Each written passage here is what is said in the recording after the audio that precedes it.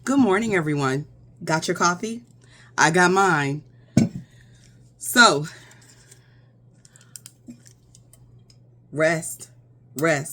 I'm going to talk about this a little bit later because we need to have more deeper conversations about what's going on here in America. But before I get to that, I was taking my husband to work and I was listening to two different radio stations, which is so funny. You can't even listen to music anymore. All anybody ever wants to do is just, on the radio is talk. You very seldom get a hit playing, to where you can, it's not like it used to be. It's all just commercials and talk, and I don't mind the conversation as long as the conversation is relevant, you know what I'm saying? But there was relevant conversation going on this morning. First, I was listening to the Black Information Network, and let me tell you what they were saying over there. They were talking about something I've been saying for a long time now, and they were saying that a report came out basically, and mind you, this is the Black Information Network. There was a report that came out that said high schoolers lack basic knowledge. Just basic knowledge. And then they went on into the whys and the whys of it. And then after I hear that report, I go on over to the Ricky Smiley show, and they're talking about the same thing, just in a different way. They were talking about some viral video, I haven't seen it, where a high school principal was talking about how the kids lack critical thinking skills and basically basic knowledge. Kids didn't know, middle schoolers who couldn't read, couldn't point to their home state on a map. I definitely believe that one. Didn't know their zip code, didn't know their area code. Just,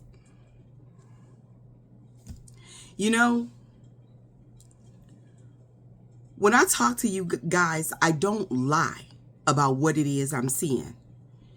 And when I'm telling you that black people, we as black people, are going to get left behind because we're not paying attention, especially to our kids and what's going on with our kids. In 20 years, our kids won't even, in an America that, look, do the math and think about how so many people can't afford rent right now. What do you think the landscape of that, will look like in 20 years? And what do you think your kids will have to do in order to be able to pay rent?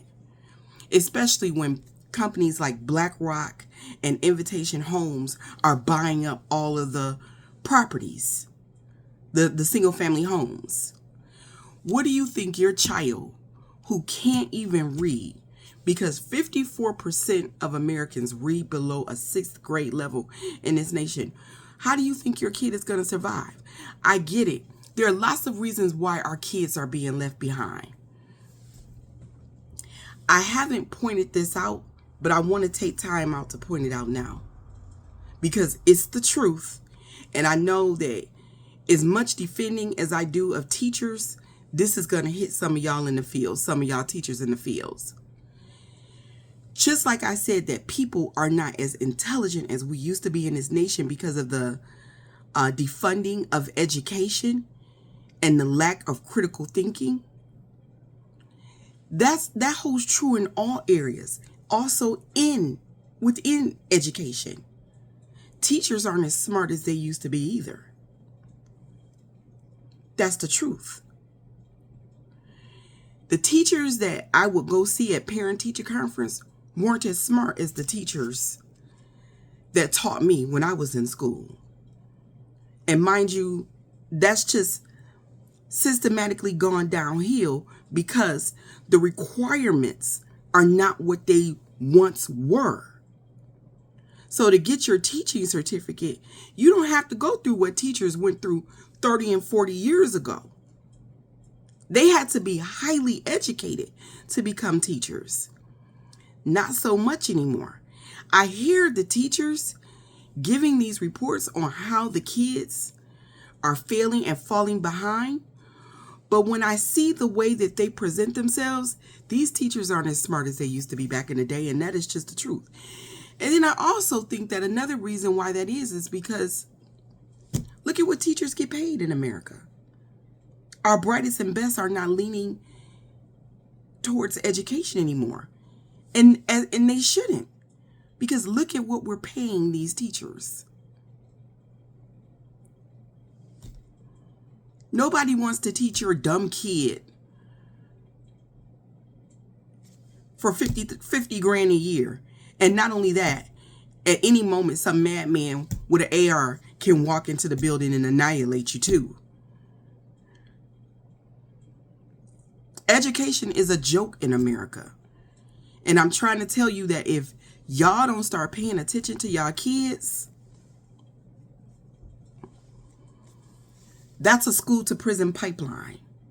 It is.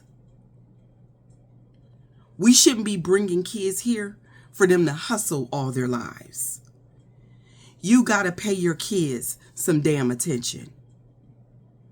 And I know some of us get overwhelmed because parenting isn't as easy as we thought it was because nobody really told us how hard the shit was going to actually be. Or maybe they did try to tell us and we just didn't listen because we thought we knew every fucking thing. But the shit is hard. It's the hardest thing you'll ever do in your life.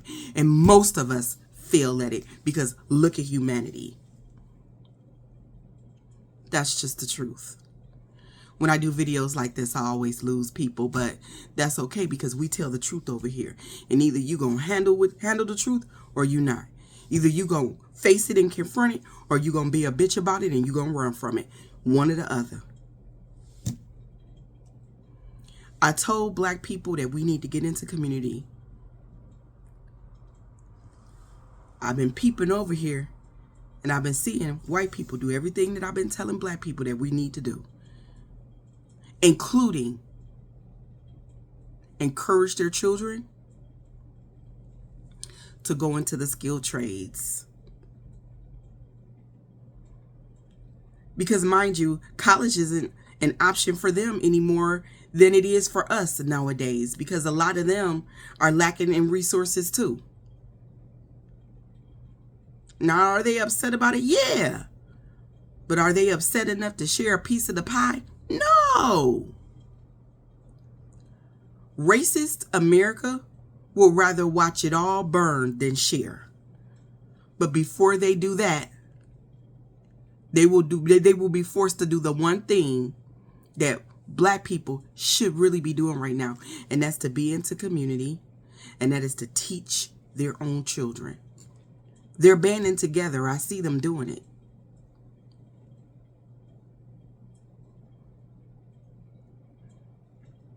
Y'all can ignore the writing on the wall if you want to, but that ain't gonna hurt nothing but you and your kids. Nobody but you and your kids.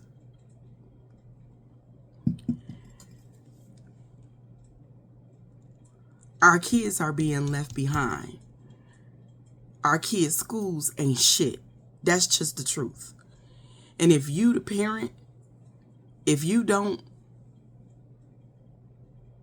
accept the responsibility and take it seriously of educating your kids,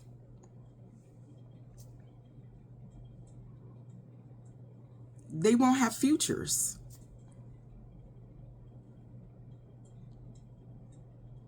It is up to black people to make the decision about whether or not we are going to regress like the rest of this nation is doing every single day, or if we are going to band together and progress.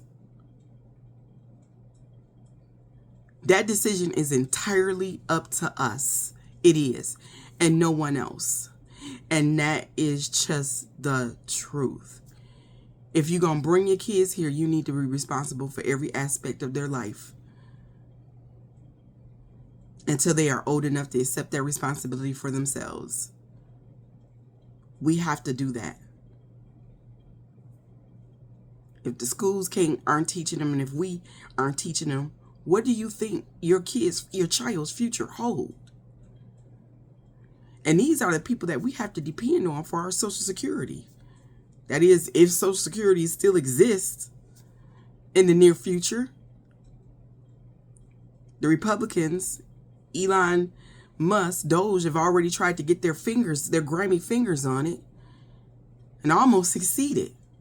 In case you don't know, because you have not been paying attention.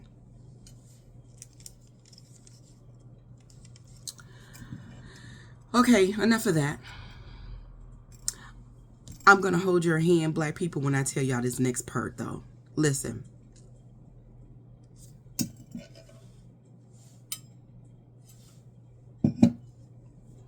There is no such thing as black and brown unity. I agree with one of my fellow content creators who said that basically he believed that that was a lie that black people told ourselves in order to make ourselves feel safer in a racist world. And I agree with that estimation. I really do. The only time you ever hear about black and brown unity is when brown need black. Never when black need brown. Do not allow yourself to be gaslit by the brown community to join in these protests.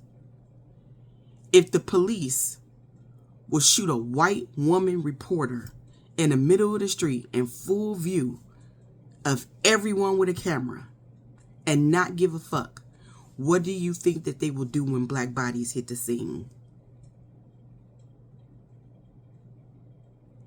Didn't Kyle Rittenhouse travel across state lines chaperoned by his equally racist mama with a high-powered weapon with the sole intent to kill him some black people? And they hailed that man as a hero after he killed black people who were out there protesting. We show up with every intent to be peaceful, and then other factions enter the scene and they carve out their own narratives. They get the lion on us. They sit bricks out in the middle of the street. They start busting windows. They dress in camouflage, start burning down buildings, and say, yeah, them black folks over there did it. We already saw the immigration protests where black women were handcuffed and carted off to jail, surrounded by a sea of allies, and none of them expressed concern. None of them asked those women their names in case they disappeared. No help was offered. They were on their own when they walked off. Nobody gave them any assistance. They were on their own. They had no business out there. Never, ever would I allow anyone to use me as a shield.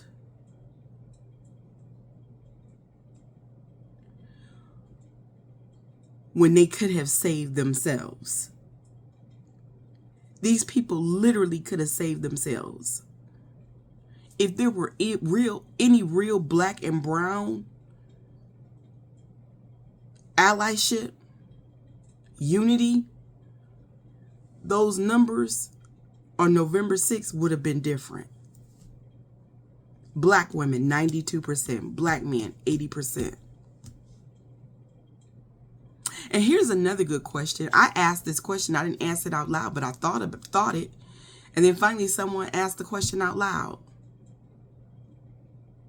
If they want allies in the streets with them, why aren't they asking the model minority? Why aren't they asking the Asians? Why aren't they gaslighting the Asian community out in LA? Big population of Asians in LA and California. Why aren't they asking them for help? They're minorities too. They're victims of white supremacy too. You know what it is? You know why they're asking black people? Y'all may not like this, but it's the truth. Low racial self-esteem. What racism and white supremacy has done to black people, everybody knows that we have suffered the most. And the black people who are also, particularly these black women, it's some black men too, that are trying to gaslight y'all and guilt y'all into going out in those streets and sacrifice yourselves for people that don't even like you. Low racial self-esteem.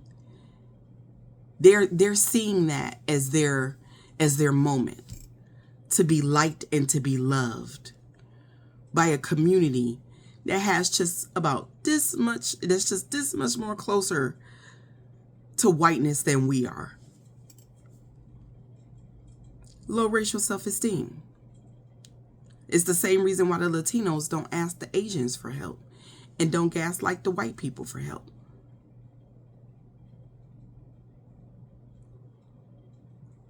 White people, the only other community that voted the most for Trump, for Donald Trump, and did this to the Latino community and the Hispanics.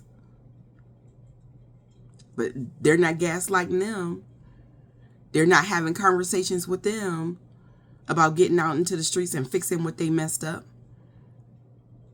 A lot of Asians voted for Trump. They're not having conversations with them. It's the black folks. The reason why they're not turning to the Asians is because the Asians are this much closer to whiteness and white supremacy than the brown folks are. They are above them on the patriarchy scale. And they don't want to ruffle feathers.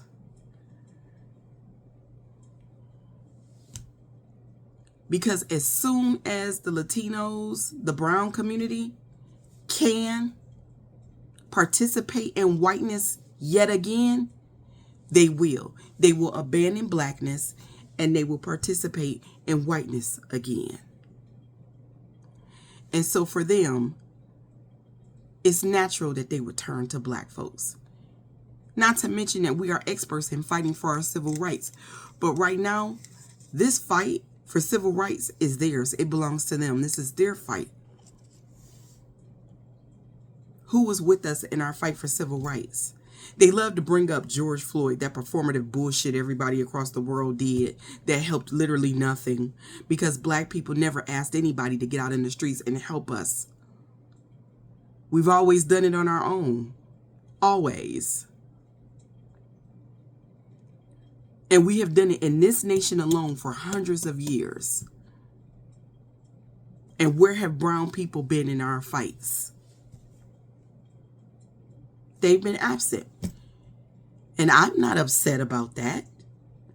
I'm not upset about it. That's just the reality of it. It's the truth of it. We had to fight for ourselves, and so they have to fight for their self. That's the reality of it. That's what it is. It is what it is. You don't get to call us up and start talking that allied unity bullshit because you down bad. No. Pull yourself up by your bootstraps. Fight the good fight. Get in there and tussle for yourself. The same way black people have had to do it. We literally left you a model. All of this shit is an open book test, was an open book test. November 5th was an open book test, complete with open notes and everything. The history of black people fighting in this nation, open book test. You can read all about it. You have a blueprint. Use it. And use it without black bodies. You know what this reminds me of? The way they're trying to recruit us into this fight. It reminds me of the way the military recruits in black neighborhoods. Our neighborhoods are the only neighborhoods that they recruit in. And the reason why they do that is because everybody feels the same way about black people. The Latinos and their anti-blackness, the natives and their anti-blackness, the South Islanders and their anti-blackness, the Asians and their anti-blackness, the whites and obviously their anti-blackness. Everybody feels like we are disposable and they can use us up however they see fit. Because I promise you, y'all go out in those streets and the next time one of us is brutally gunned down, the next time we're crying over one of our kids, the next time we're screaming about how the system is unjust in the way it does us, Them Latinos, it's gonna be crickets. Them brown people ain't gonna have nothing to say. Oh, y'all on y'all own with that, as we always have been. This is not our battle. This is theirs. This is their fight for their civil rights. And black people need to let them fight it. Because our fight goes on. I'm watching from the sidelines, and I'm actually not wishing them any harm. I wish them well in their endeavors. I do. But it is their endeavor. It is their fight. And sacrificing yourself for people that wouldn't spit on you if you were on fire is not a wise thing to do, black people. Black people screaming, I stand with the Hispanic community. You need help. You need help. Because they don't stand with you. Why are you sacrificing yourself for them? You need real help. You need to deconstruct. Because the first opportunity they get to engage back within white supremacy, they're going to take it. Black people, we really, really are in this alone. And you know what? That's okay. Because we always have been. But we got to have us. And in having us, that means we got to have our kids too. And we have to be teaching them. We have to make sure they're learning. We have to give them all the tools that they need to survive this racist America, especially if for those of you all who plan on staying here, living here, and dying here. You got to give your child every tool and every resource in order to navigate it. Education, education, education. And I don't know at what point this world got, or this nation, I should say, got to a point where we didn't want to see our children do better than us, because that's the goal when we bring children here. We are supposed to want to see them do better than us. We're not supposed to want to see them struggle. We're not supposed to want that for their lives. We are supposed to want to see them fly. And we got to get back to that. That's why we can't be paying attention to that shit over there. We have our own work. We have our own work, loves. We do. Them brown people gonna be okay. Let them figure it out. And in the meantime, like my sister, T. Taylor said, anyone encouraging you to get out into those streets and fight for people. Look at the anti-blackness within that community. They don't even like the black people in their community. I remember the actress Eva Longoria. You know who she is? I remember her one time. And you could tell she was hurt, but she was laughing.